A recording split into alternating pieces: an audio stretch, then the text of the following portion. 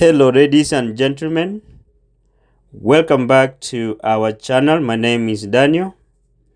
In this episode today, we are going to have more of Dv2026 interview experiences as they come to our desk.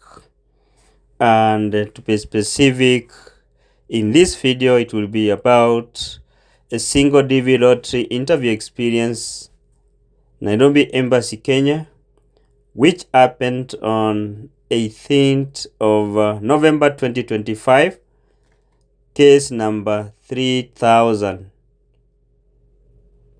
So guys, if you are watching us for the first time, or if you have been watching us and you have not subscribed to this channel, please consider subscribing if you find value in our discussions. Like our videos, share our videos, and by so doing you make YouTube release our videos to reach so many other people out there who may be needing this information about DV lottery and the green card in general. So back to our discussion. This guy applied for DV 2026 on the November 5th 2024, and it was his fourth attempt in the DV lottery applications, and he did the application by himself using his laptop.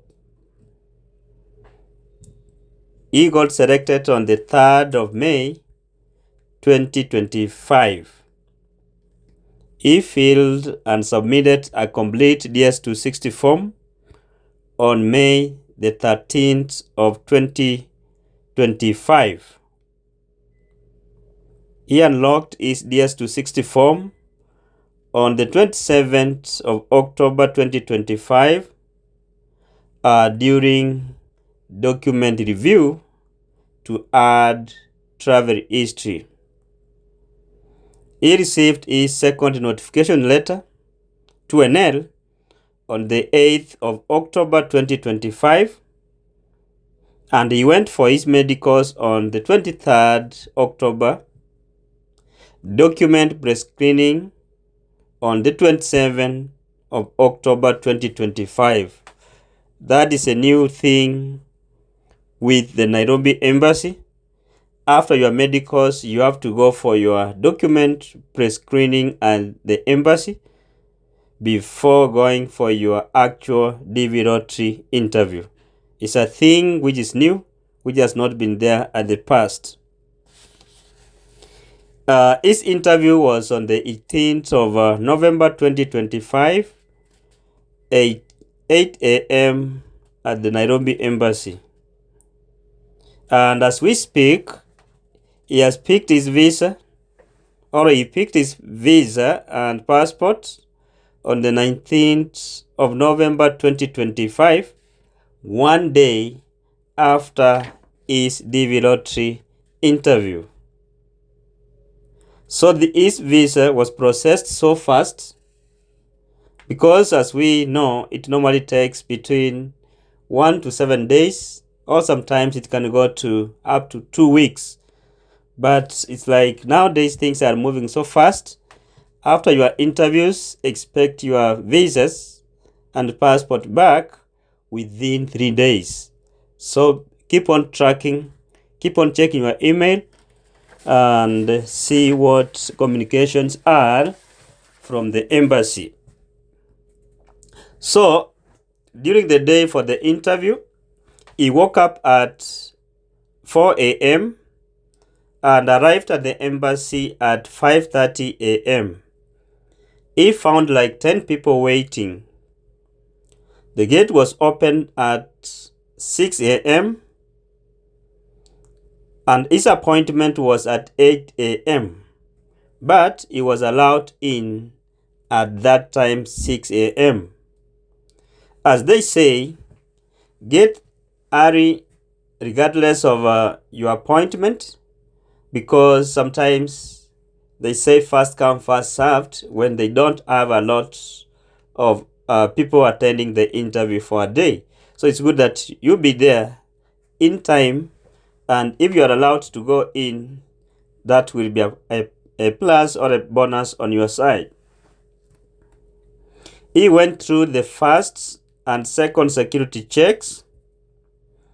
He was issued a ticket number, and after 15 minutes, he was called in at window 10 for document review and visa fee payment at the cashier. After paying, he waited outside for like 20 minutes.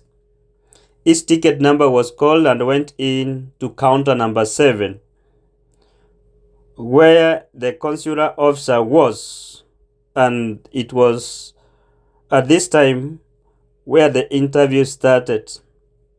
So the consular officer asked him to raise his right hand and swear that the information he's going to provide is the true and the right information as it is required. So his fingerprints were taken, and this is how the interview went. Consular officer asked him, "When did you graduate from institution X and X?" So he answered the year when he graduated from the institutions which the consular officer asked. Question number 2. The consular officer said, "I can see you have a valid non-immigrant visa. What do you do?" He answered. "Do you have any children?" He said, "No." "Are you married?" He said, "No." "Who is your host and how do you relate?" He said that his host is a friend, and he gave the name of the friend and where he lives. The other question, consular officer asked, "What subject did you study in your high school? Which was your favorite and what does it entail?" So in this case, he mentioned about the subjects, his favorite subject, and what it entails in the study. The other question, what do you intend to do when you move to the US? He said he wants to join the military, and then the consular officer said it's okay. Then the last question from the consular officer was, "Have you received the FGM letter?" He said yes. "Have you gone through it?" He said yes. Then finally the consular officer said, "I'm approving your visa, but do not sell your property until you receive your visas and your passport. Have a good day." So that's how the interview went for this single Dv2026 applicant from Nairobi Embassy. So another thing he said in this case, a point to note is that when you have a valid non-immigrant visa, they will always cancel that non-immigrant visa with a stamp cancelled with prejudice. So when you have such a thing, do not worry, it's normal. So guys, that's how it went, and I'm happy that people are coming to give their testimonies. See you in our next video as we share more interview experiences.